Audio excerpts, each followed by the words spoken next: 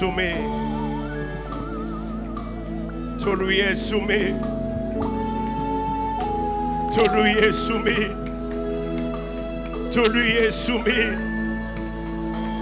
Ton problème lui est soumis.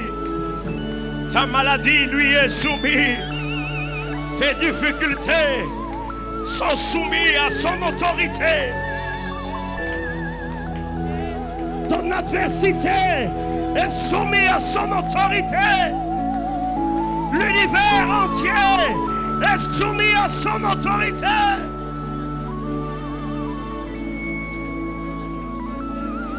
Alléluia. Alléluia. Alléluia. Alléluia. Alléluia. Alléluia.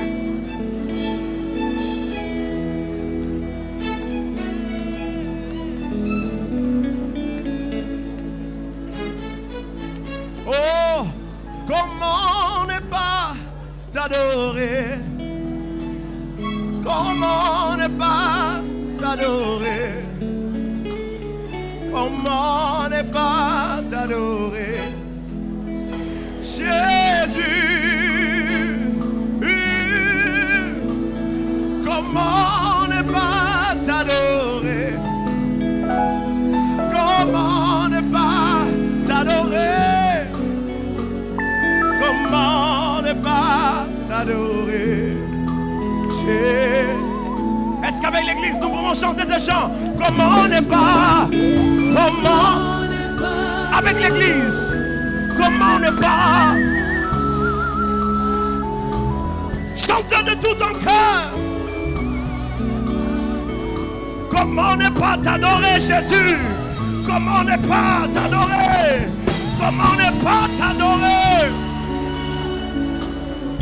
Comment ne pas t'adorer? Comment ne pas? Jésus, comment ne pas t'acclamer? Comment ne pas t'acclamer? Comment ne pas t'acclamer? Comment ne pas t'acclamer? Jésus, pour tout ce que tu fais dans nos vies, comment ne pas? Comment ne pas t'acclamer?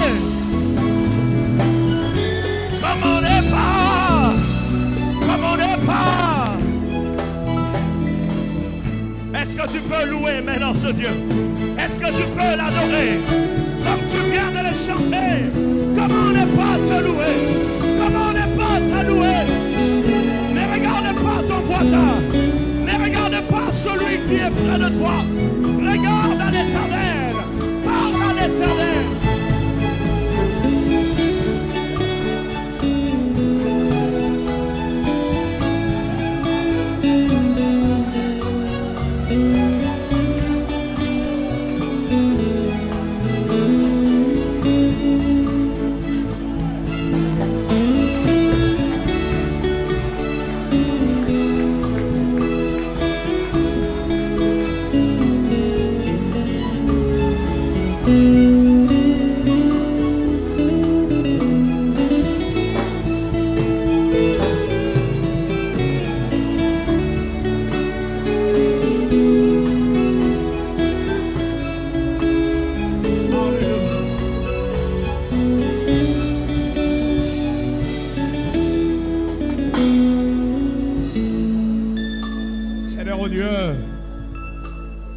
Que nous voulons écouter ta parole. Rends-nous sensibles à ton esprit. Ce dimanche, nous voulons être sensibles au Saint-Esprit. Saint-Esprit, coule comme tu veux. Saint-Esprit, agis comme tu veux ce dimanche. Saint-Esprit, contrôle ce culte. Moi-même, je me livre entre tes mains. Moi-même, je veux apprendre de toi parce que je ne suis rien. Je sens que je dois le dire. Alors que j'étais en train de prier chez moi à la maison, le Saint-Esprit m'a montré une femme qui prie dans cette église. Il m'a dit que c'est une femme. Et j'ai vu son abdomen. Et j'ai entendu la voix de Dieu qui m'a dit cancer, cancer, cancer.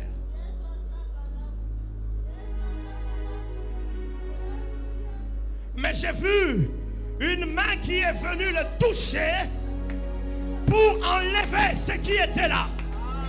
Alors que je suis en train de parler maintenant, la main de Dieu est en train de te toucher. La main de Dieu est en train de te toucher. Tu ressens comme un feu qui te touche dans ton ventre. Ce cancer va te quitter et tu seras guéri et tu vas témoigner le haut fait de l'Éternel. Tu vas témoigner le haut fait de Dieu. Si la technique peut m'aider pour le sang, j'ai des difficultés à m'écouter, s'il vous plaît. Le deuxième message que j'ai reçu, j'ai vu une image de personnes qui étaient habillées en blanc, mais leur habit était déchiré. Et ces personnes pleuraient. Et l'Esprit de Dieu me dit que dans cette église, il y a beaucoup de gens qui pleurent dans les secrets. Tu es là avec nous. Tu pleures. Tu te lamentes. Les gens pensent que tu es fort. Mais dans les secrets, à cause de ce qui t'arrive, tu es en train de te lamenter. Tu es en train de dire Dieu agit.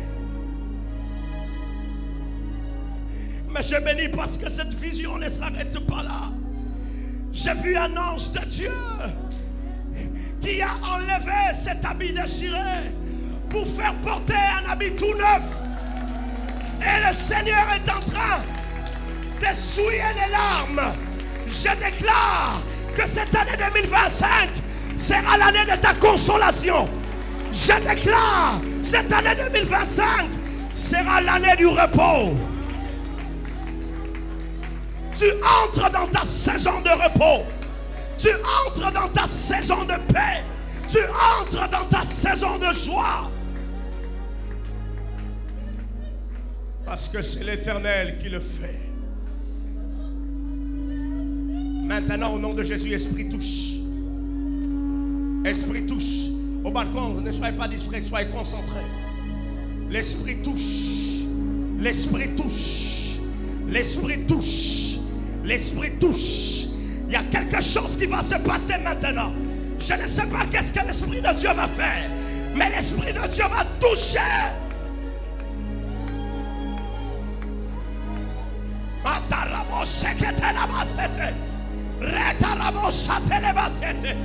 Qui es-tu, grande montagne? Tu seras aplani. Tu seras aplani. Tu seras aplani. Tu seras aplani.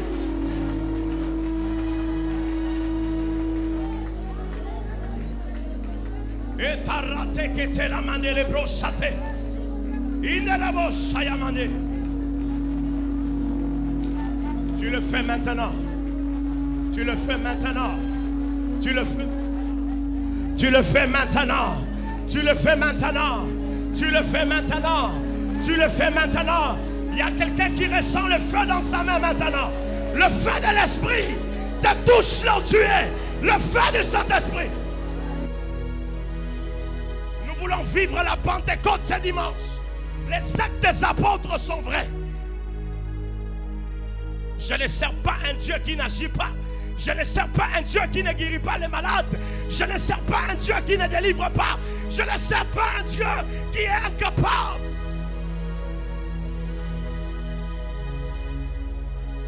Qu'il te soit fait selon ta foi. C'est dimanche. Qu'il te soit fait selon ta foi. Si tu crois que dans ce lieu, tu peux sortir de ce lieu et ne plus être le même, le Dieu de la Bible peut le faire. Le Dieu de la Bible peut le faire. Le Dieu de la Bible peut le faire. Saint-Esprit, agit comme tu veux ce dimanche. On est en train de prier. Église, prions. Église, prions. Église, prions. À Bethany au balcon, nous prions. À Bethany au balcon, nous prions. Et katarabashete.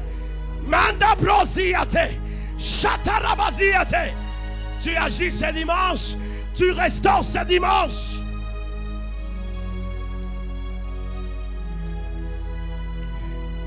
Et rabasaya manere brasa. Et ketele brasiate. Matarabasete. Ça ne sera pas un homme de Dieu qui va te toucher. Ça sera Dieu lui-même. Ça sera Dieu lui-même. Ça sera Dieu lui-même.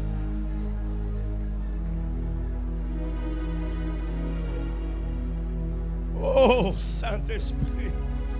Oh Saint-Esprit. Oh Saint-Esprit. Oh!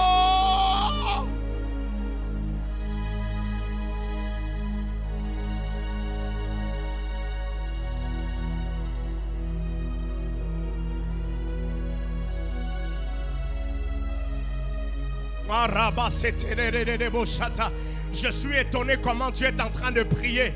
Je suis étonné comment tu es en train de prier. Je suis étonné comment tu es en train de parler à ton Dieu.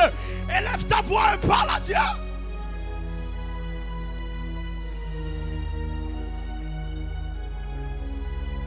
Et si les responsables peuvent sûr qu'il est dans la salle. Si les responsables peuvent sûr qu'il est dans la salle. Aujourd'hui nous voulons le Saint-Esprit. Aujourd'hui nous voulons ce que Dieu peut faire. Avec votre respect, tenons-nous s'il vous plaît, nous tous debout. À moins que tu sois malade. Si tu es en force, tiens-toi debout. Si tu as la force, à moins que tu sois malade, tenons-nous debout dans la présence de Dieu.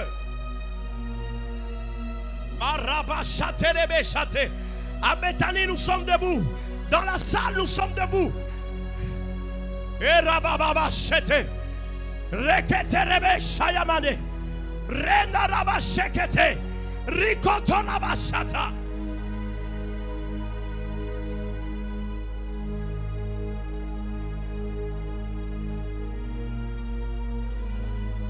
Alléluia, alléluia, alléluia. Alléluia, alléluia. Les fardeaux sont en train de quitter ce matin. Les fardeaux qui en dirait longtemps dans ton cœur sont en train de quitter ce matin. Ce qui te dérange sont en train de te quitter ce matin. Ce matin, c'est un matin de libération.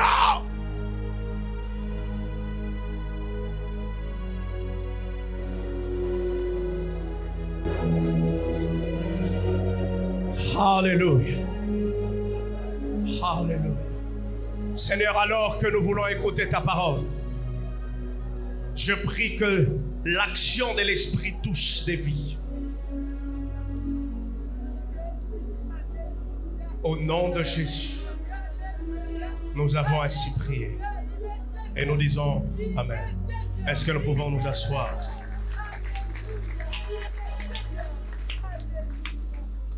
Bien-aimés, c'est dimanche.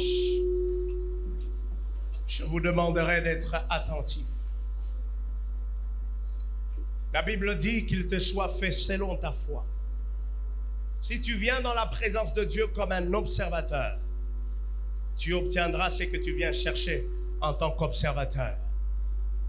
Ne viens jamais dans ce lieu comme un observateur. Je disais, ne viens jamais dans ce lieu comme un observateur. Viens comme quelqu'un qui s'attend toujours à Dieu. Cette semaine, alors que je savais que je devais prêcher, c'est la même semaine où la grippe et surtout l'angine m'a dérangé. Gloire à Dieu, maintenant je me sens beaucoup mieux. Je me disais, mais cette voix, comment je vais parler? Mais gloire soit rendue à Dieu parce que la voix est quand même là. Et nous bénissons le Seigneur. Le thème de ce jour, c'est que la prière peut faire. C'est que la prière peut faire. Je serai vraiment court. Je prie que Dieu m'aide à ne pas déborder. Je prie qu'il m'aide à résumer ces messages. Parce que des fois quand nous parlons, on veut seulement parler. Mais je sens dans mon cœur, ces dimanches, nous devons prier. Nous allons lire Acte 12, le verset 1 à 17. Acte 12, le verset 1 à 17. Il a dit ceci: vers le même temps, le roi Hérode se mit à maltraiter quelques membres de l'Église. Il fut mourir par l'épée Jacques, frère de Jean. Voyant que cela était agréable aux Juifs, il fit encore arrêter Pierre. Cependant, c'était pendant le jour de pain sans levain.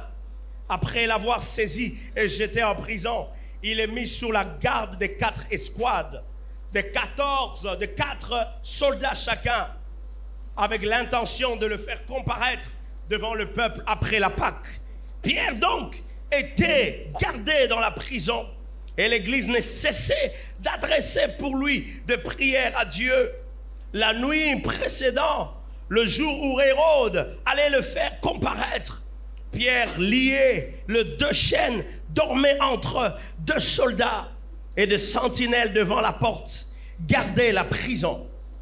Et voici un ange du Seigneur survint, et une lumière brillait dans la prison. L'ange réveilla Pierre en le frappant au côté et en disant: lève-toi promptement, lève-toi promptement. Les chaînes tombèrent de ses mains, et l'ange lui dit: mets ta ceinture et tes sandales. Et il fut ainsi. L'ange lui dit encore: enveloppe-toi de ton manteau et suis-moi. Pierre sortit et le suivit, ne sachant pas ce que se faisait par l'ange fut réel, et s'imaginait avoir une vision. Dans une autre version, il est dit avoir un rêve. Lorsqu'ils eurent passé la garde, puis la seconde, ils arrivèrent à la porte de fer qui menait à la ville et qui s'ouvrit d'elle-même devant eux. Ils sortirent et s'avancèrent dans une rue. Aussitôt, l'ange quitta Pierre. Revenu à lui-même, Pierre dit: je vois maintenant d'une manière certaine que le Seigneur a envoyé son ange et qu'il m'a délivré de la main d'Hérode et de tout ce que le peuple juif attendait. Après avoir réfléchi, il se dirigea vers la maison de Marie, mère de Jean, surnommée Marc, où beaucoup de personnes étaient réunies et priaient. Il frappa à la porte du vestibule, et une servante nommée Rhode s'approcha pour écouter. Elle reconnut la voix de Pierre, et dans sa joie, au lieu d'ouvrir, elle courut annoncer que Pierre était devant la porte. Ils dirent: tu es folle. Mais elle affirma que la chose était ainsi. Et ils dirent: c'est son ange. Cependant Pierre continua à frapper. Ils l'ouvrirent et furent étonnés de le voir. Et Pierre, leur ayant de la main fait signe de se taire, leur raconta comment le Seigneur l'avait tiré de la prison. Et il dit: annoncez-le à Jacques et aux frères. Puis il sortit et s'en alla dans un autre lieu. Bien-aimés dans le Seigneur, ce verset nous relate l'histoire de Hérode qui harcelait l'Église. Et Hérode est même arrivé au point de tuer Jacques. Mais lorsque Hérode avait vu que cela plaisait aux Juifs, il a dit: je ne veux pas m'arrêter là. Je vais aller plus loin. Je vais arrêter Pierre. Et d'après le commentateur de la Bible, ils disent que le but pour lequel il avait arrêté Pierre, c'était aussi pour le tuer comme il avait tué Jacques. Et Hérode, dont nous venons de lire dans ce texte, c'est Hérode Agrippa Ier. C'est le petit-fils de Hérode le Grand. Hérode le Grand, c'est celui qui est relaté dans Matthieu 2, le verset 1 à 16. C'est Hérode dont le mage était venu chez lui, et il voulait aussi plus tard aller voir où était le Messie pour tuer le Messie. Et Hérode dont il est décrit dans ce texte, ce n'est pas Hérode le Grand, mais c'est Hérode Agrippa, le petit-fils de Hérode le Grand. Hérode Agrippa tue Jacques. Il le fait mourir par l'épée. Jacques fut l'un des premiers disciples de Jésus, l'un des apôtres qui ont suivi Jésus, les 12 apôtres, qui fut martyrisé. Jacques meurt. Il meurt. On les tue par l'épée. Et d'après certains commentateurs de la Bible, ils disent que Jacques a été décapité. Je n'ose pas imaginer la mort de Jacques. Une mort par décapitation. Qui dans ce lieu peut souhaiter mourir par décapitation? Je pense que personne ne va lever sa main. Parce que c'est une mort atroce. L'Église qui a connu une série de succès par des conversions, notamment la conversion de Saul de Tarse, puis la conversion du centenier païen Corneille, et beaucoup des exploits. Mais dans Acte 12, l'Église connaît une oppression. L'Église connaît une attaque. On tue Jacques. Mais Hérode ne se limite pas là. Hérode veut aussi tuer Pierre. Bien-aimé dans le Seigneur, je voudrais déclarer dans la vie de quelqu'un: tu ne mourras pas par la mort de quelqu'un. Tu ne mourras pas par le souhait de quelqu'un. Tu mourras par la volonté de Dieu. Qui sont les Hérodes? Les Hérodes sont ceux qui sont prêts à tout pour conserver leur pouvoir, même s'il faut faire du mal. Ce sont cette catégorie de personnes qui sont prêts à tuer, qui sont prêts à faire du mal pour conserver leur pouvoir. Parce que la Bible nous dit que cela réjouissait le peuple. Et Hérode s'est dit, bon, on ne va pas s'arrêter là, que je continue, je tue Pierre pour augmenter ma popularité. Les Hérodes sont ces personnes dont les décisions sont influencées par leur entourage. Pour prendre une décision, il n'a pas besoin de lui-même de se concentrer. C'est son entourage qui décide pour lui. Parce que la Bible nous dit, il a arrêté Pierre parce que sa renommée augmentait. Le juif aimait cela. Les Hérodes sont ceux qui se réjouissent en faisant du mal aux autres. Ceux qui trouvent du plaisir dans les malheurs d'autrui. Bien-aimé, est-ce que tu es comme un Hérode ce matin? Alors que nous sommes en train de prier, il y a des personnes qui méditent le mal. Alors que nous sommes en train de vouloir que l'Église puisse s'étendre, il y a des personnes qui disent, Église, on est cocolaté. Église, on n'ira pas plus loin. Église, on va se limiter. Tu es de la race d'Hérode. Mais j'ai une bonne nouvelle. Cette œuvre ira de gloire en gloire. Et cette œuvre ne s'arrêtera pas par ton souhait. Parce que ce n'est pas l'œuvre d'un homme, mais c'est l'œuvre du roi des rois.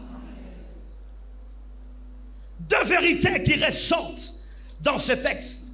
La première vérité est que notre identité, nos exploits, nos expériences avec Dieu ne nous épargnent pas de combats ou de difficultés. L'apôtre Pierre se retrouve en prison. Mais vous savez, Pierre n'était pas n'importe qui. Pierre était quelqu'un qui a vécu des expériences avec Dieu. Que moi-même, des fois, je souhaite. Je dis, est-ce que je ne peux pas vivre une portion des expériences qu'il a vécues?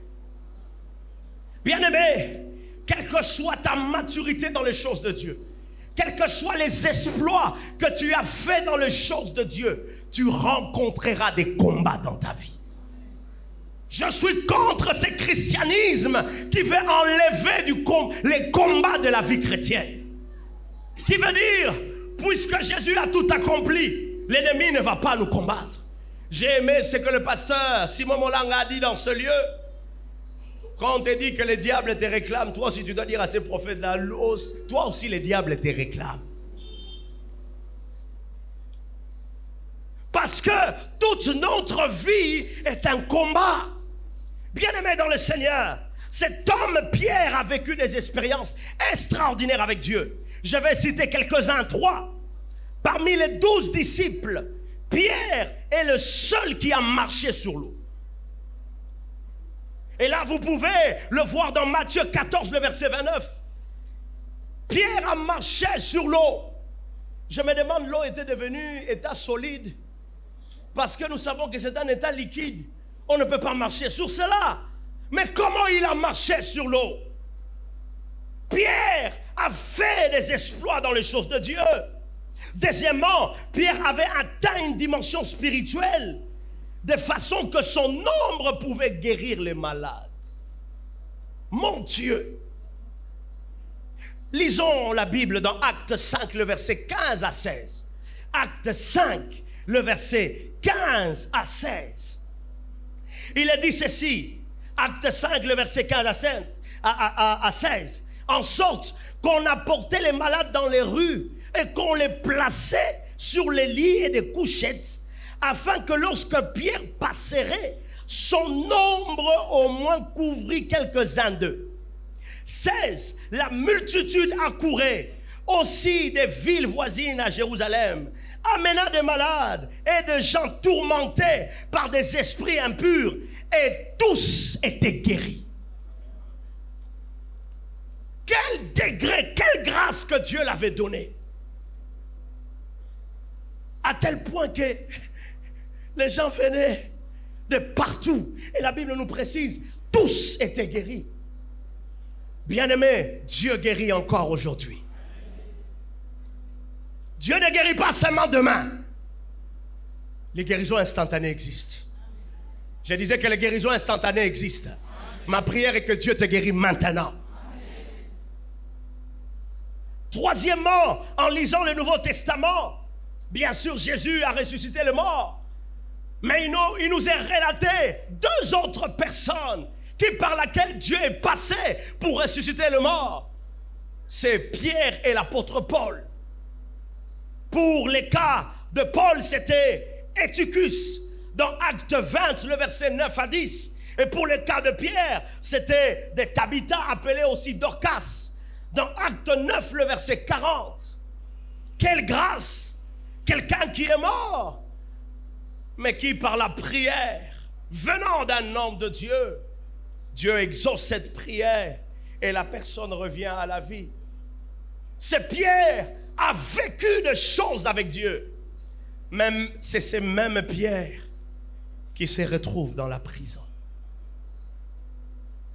Peut-être tu es ici, tu te poses des questions. Seigneur, je sers à l'église. Je suis fidèle au programme de l'église. Je ne manque pas au programme de la semaine. Mais pourquoi ces choses m'arrivent? Pourquoi ces problèmes m'arrivent? Pourquoi cette situation m'arrive? Qu'est-ce que je n'ai pas fait? Il y a certaines situations qui nous arrivent. Ce n'est pas causé par un péché. Ce n'est pas causé par une désobéissance. Mais c'est Dieu qui l'a permis. Mais tout ce que Dieu permet dans notre vie, c'est pour un but. Il ne permet aucune chose dans notre vie pour rien. Pierre n'est pas un homme ordinaire. Mais au-delà de ses expériences avec Dieu, de ses exploits, Pierre se retrouve en prison, enchaîné, par des sorties. Et Pierre s'attendait à la mort. Parce que c'était ça le but pour lequel Hérode l'a arrêté. La deuxième vérité qui ressort de ce passage est que l'appartenance à une église locale fait de nous un sujet de renfort spirituel dans le moment difficile. Bien-aimé dans le Seigneur, alors que Pierre était en prison, la Bible me dit que l'église ne cessait d'adresser des prières à Dieu pour Pierre. Tu es un sujet de renfort pour ton voisin. Je disais que tu es un sujet de renfort pour quelqu'un dans ce lieu. Mais aujourd'hui, il y a des gens qui prient dans l'église sans être dans l'église. Il y a des gens qui viennent à l'église sans s'intégrer dans l'église. Il y a des gens qui sont assis ici. Quand on donne des nouvelles, faisons ceci, faisons cela. Pour lui, ça ne dit rien du tout.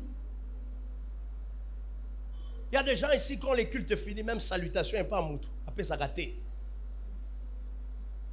L'apôtre Pierre n'était pas quelqu'un qui vivait dans la seul. Il était quelqu'un, un apôtre, mais il était aussi intégré dans l'église. Et lorsqu'il a rencontré un moment difficile, l'église s'est mise à prier pour lui. L'église s'est mise à intercéder pour lui. Bien-aimé dans le Seigneur, la Bible dit dans Ecclésiaste 4, le verset 9 à 10, deux valent mieux qu'un, parce qu'ils retirent un bon salaire de leur travail. Car s'ils tombent, l'un le relève son compagnon. Si je tombe, puisque je suis avec quelqu'un, l'autre va me relever. Si je tombe, puisque je suis avec quelqu'un, l'autre va me soutenir. Est-ce que tu es impliqué dans la vie de l'Église? Est-ce que tu es impliqué dans les choses de l'Église?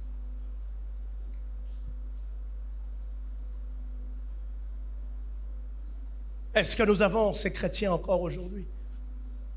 Ces chrétiens qui sont prêts à prier pour leur pasteur sans que l'Église puisse les demander. Ces chrétiens qui sont prêts à intercéder pour leur Église sans que l'Église puisse les demander. Toi, tout, on doit seulement te demander. Moi, il m'est arrivé à organiser des retraites pour l'Église alors que je n'étais même pas pasteur. Je suis entré en retraite. Je dis, je ne vais pas prier pour moi. Dieu m'a dit de prier pour l'Église. Mon père ne savait pas ça, ma mère ne savait pas ça. Personne ne savait cela.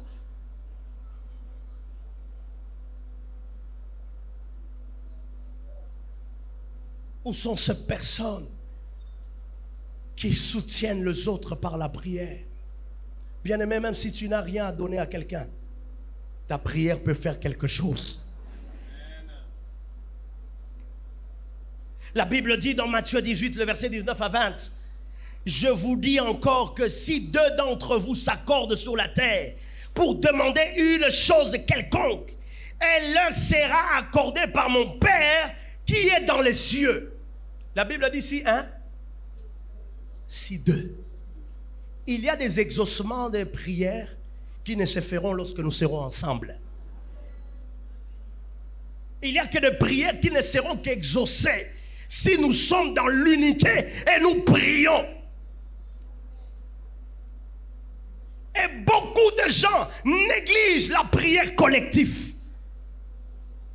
La vie chrétienne est un ensemble. Un moment, on doit être seul, mais un moment aussi, on doit être avec les autres.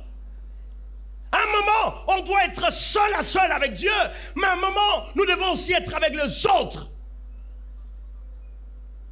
Combien de ces chrétiens participent aux études bibliques? Combien de ces chrétiens viennent le vendredi dans nos réunions de prière? Et même dans des séminaires, des fois la salle s'est remplie juste au fond, un peu au-dessus, jamais à Bethanie.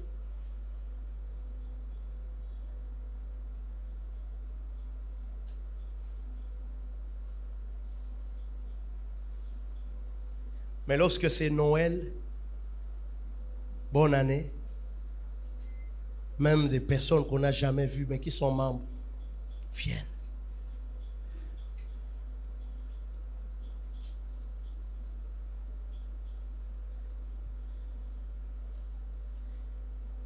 Nous pouvons observer ces principes du renfort dans toute la Bible. Je vais donner simplement un seul exemple dans Exode 17, le verset 8 à 13. Alors que Amalek est venu combattre les enfants d'Israël à Rephidim, Moïse, Aaron et Hur sont montés à la montagne. Et la Bible précise que lorsque Moïse levait les mains, Israël remportait la bataille. Lorsque Moïse baissait les mains, Israël était battu. Mais j'aime une précision. La Bible dit Aaron et Hur sont venus soutenir Moïse. Mais quand vous lisez ces textes, nulle part Moïse a demandé leur aide. C'est écrit nulle part. Moïse n'a pas dit à Aaron, venez m'aider. Non, c'est venu de leur propre initiative. Ils ont vu que nous devons les soutenir. Je me pose la question, si Aaron et Hur n'avaient pas aidé Moïse, je crois qu'Israël aurait perdu la bataille. Est-ce qu'il y a encore des Aaron et des Hur au sein de l'Église? Lorsque la main de l'homme de Dieu commence à descendre, ils sont là pour l'aider, pour le soutenir. Mais vous savez que de leurs gestes, ce n'était pas simplement la victoire de Moïse et d'Aaron et de Hur. C'était la victoire de tout un peuple. Il y a des gestes que tu peux poser qui nous donnent la victoire, nous tous.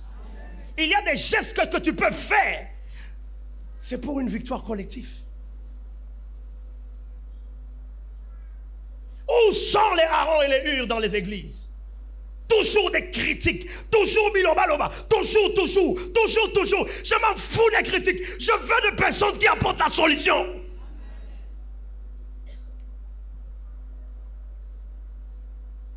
Nous sommes fatigués des critiques.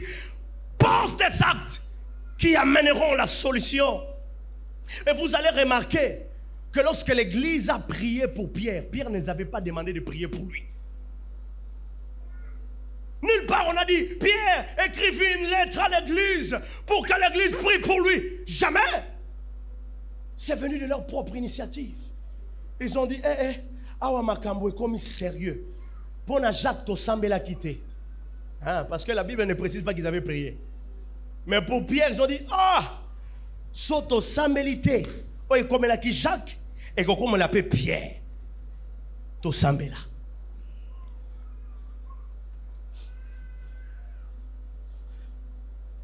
La Bible dit que l'Église ne cessait d'adresser.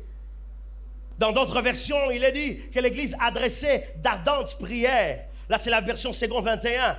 Dans la version Osterwald, il est dit l'Église faisait sans cesse de prières. Et l'expression ne cessait d'adresser des prières. D'ardentes prières vient d'un adverbe grec. Ektenos. Ça s'écrit E-K-T-E-N-O-S. C'est une transcription. Ektenos.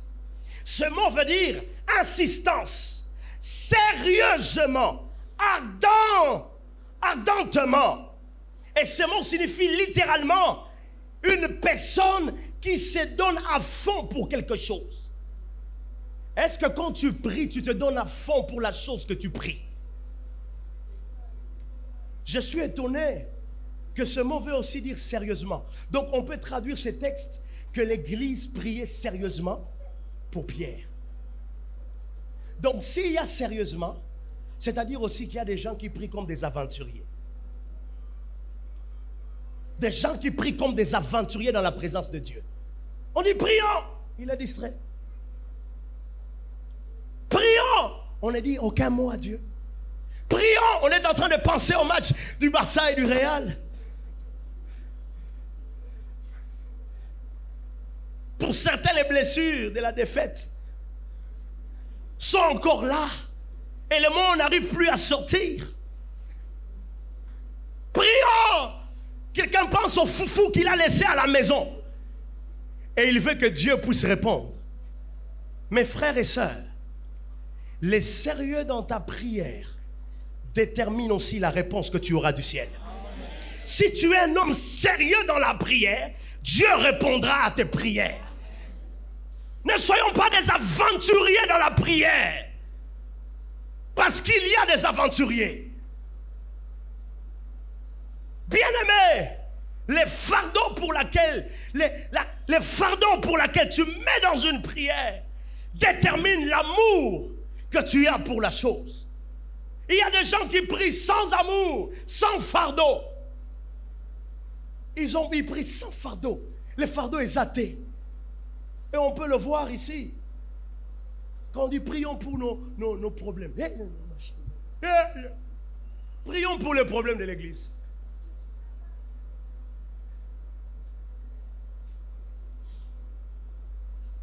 Est-ce que nous prions sérieusement? Ce mot ektenos veut dire quelqu'un qui donne tout pour quelque chose. Quand tu pries, est-ce que tu donnes tout pour la chose? Est-ce que tu donnes tout pour la chose pour laquelle tu pries? Je dois faire vite parce que nous devons prier.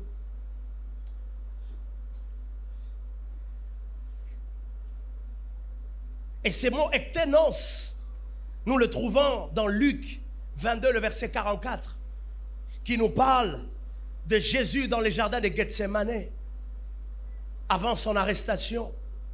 La Bible dit dans Luc 22, le verset 44, saisi d'angoisse, Jésus priait plus intensement. Et sa souillère devient comme des cailloux de sang qui tombaient par terre. Voilà pourquoi quand Jésus a fini de prier, il part voir les apôtres, il dit, hey, vous n'avez même pas pu prier 1 heure, vous êtes en train de dormir. Et il y a des personnes comme ça.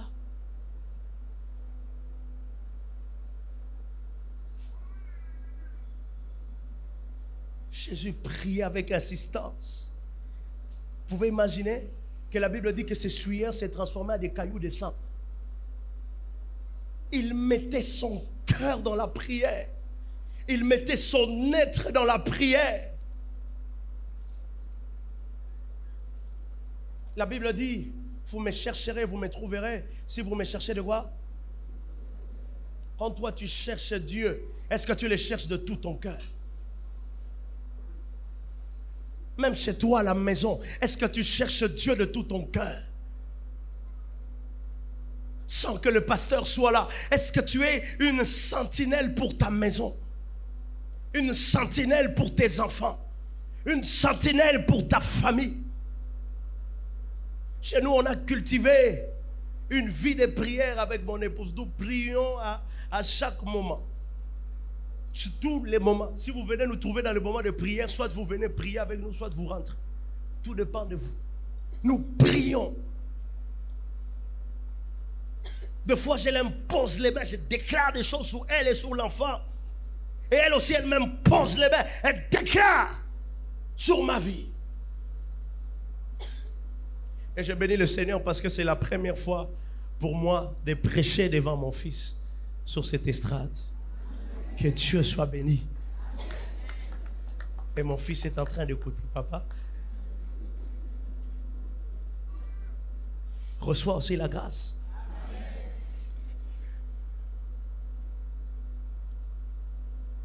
Bien-aimé dans le Seigneur, dans cette lutte, Hérode avait des soldats. Il avait la prison, mais l'Église avait les pouvoirs de la prière. Pierre fut donc maintenu en prison, mais l'Église était libre et priait. Quand toutes les portes sont fermées et verrouillées, celle du ciel est grandement ouverte. Et nous en profitons de ces portes ouvertes par la prière. Les portes sont fermées, il n'y a pas de relation, il y a un Dieu dans les cieux qui écoute la prière. Rapidement, je clôture ces messages et nous allons prier. Cette chose qui se produise lorsque nous prions ou lorsque l'Église prie. La première chose est que la prière pousse Dieu à s'ingérer dans nos combats. Dans Acte 12, ce n'est ni une arme, ni une évasion planifiée qui a libéré Pierre, mais c'est la puissance invisible de la prière qui a déclenché une intervention angélique. Les chaînes sont tombées, les portes se sont ouvertes et un homme gardé par 16 soldats a été libéré sans bruit. Et tout cela, c'est par la prière de l'Église. Qu'est-ce que la prière d'un juste ne peut-il pas faire? La Bible dit, la prière du juste est efficace, a une grande efficacité. La prière fait bouger ce que l'œil ne voit pas et transforme l'invisible en impact visible. Lorsqu'on prie, Dieu s'implique personnellement. Il entre dans nos batailles, il entre dans nos combats. Mais ce que j'aime est que lorsque Dieu entre dans ton combat, il n'entre pas comme un observateur, il entre comme un guerrier. Que Dieu entre dans ton combat ce matin au nom de Jésus. Bien-aimé dans le Seigneur, quand je lis l'histoire des 3 amis de Daniel dans le livre de Daniel, Shadrach, Meshach, Abednego, ces 3 amis ont été livrés devant Nebuchadnezzar. Ils ont refusé de se prosterner devant sa statue. Ils sont entrés dans le feu. La délivrance que Dieu les a accordée, c'était en dehors du feu ou bien dans le feu? Bien-aimé, Dieu te délivrera dans le feu. Dieu entrera dans le feu. Ce n'est pas en dehors du feu. C'est lorsque moto ezopela, c'est là que Dieu entrera pour te délivrer. C'est dans le feu. Dieu n'est pas venu délivrer Pierre en dehors de la prison. C'est dans la prison que Dieu est venu.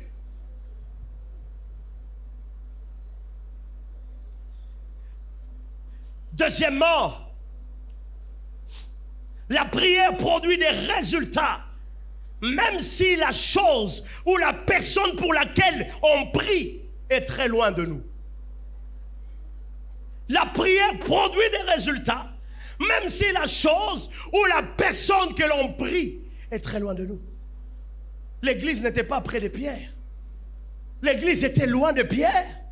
L'église était tellement loin de Pierre. Mais ils ont compris un principe, que la prière n'a pas besoin que je sois proche de toi. Même si je suis au Congo, toi tu es aux États-Unis, ma prière peut arriver aux États-Unis, ma prière peut te toucher, ma prière peut faire en sorte que Dieu ouvre les ciels et fasse descendre sa gloire. Et nous pouvons voir un exemple dans la Bible. Nous n'allons pas lire cela dans Matthieu 8, le verset 5 à 13. Qui nous relate l'histoire de ce centurion, de l'histoire du serviteur du centurion qui était malade. Il est venu vers Jésus, il a dit: Jésus, je ne suis pas digne que tu viennes chez moi, mais mon serviteur est malade. Dis seulement un mot et mon serviteur sera guéri.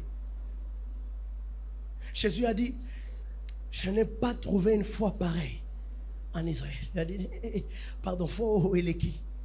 Et quand Jésus a dit un mot, la Bible dit, à l'instant même, son serviteur fut guéri. Je prie qu'à l'instant même, lorsque tu vas prier pour quelqu'un qui te porte dans ton cœur et qui est loin de ce lieu, à l'instant même, Dieu va apporter la solution au nom de Jésus-Christ. Troisièmement, la prière ouvre les portes, même sans l'accord de ceux qui détiennent les clés. Je répète encore, la prière ouvre les portes, même sans l'accord de ceux qui détiennent les clés. Pierre, un ange vient dans les silences. Mission impossible devient possible devant Dieu. L'ange vient, les chaînes tombent d'elles-mêmes. Il dit: bon, prends ton manteau. Et la Bible me dit que la porte s'ouvrit d'elle-même. Sans la clé. Je suis sûr qu'ils avaient verrouillé avec la clé. Je suis sûr qu'ils avaient fermé avec la clé. Mais devant la puissance de Dieu, les portes se sont ouvertes sans les clés. Sans les clés, je précise. Et j'ai comme l'impression que les portes automatiques n'ont pas commencé maintenant. Ça a commencé dans ce passage-là. Une porte automatique, lorsque tu viens, elle détecte qu'il y a la présence de quelqu'un et elle s'ouvre. Dieu a transformé cette porte en clé en porte automatique. Sans que Pierre touche, la porte s'ouvrir d'elle-même.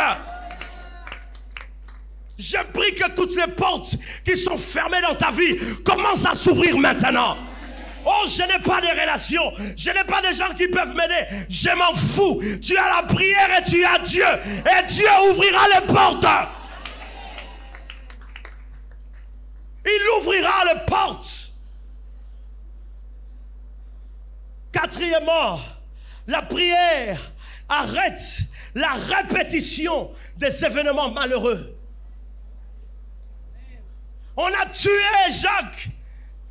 Mais par la prière, on n'a pas tué Pierre. Je déclare dans le nom de Jésus, si dans ta famille il y a tellement de sorciers, je ne sais pas, ils ont mangé une personne de ta famille qui ne connaissait pas le Seigneur, je déclare dans ta vie, toi on ne te mangera pas. Tes enfants on ne les mangera pas. On n'enlèvera personne parce que Dieu est avec toi.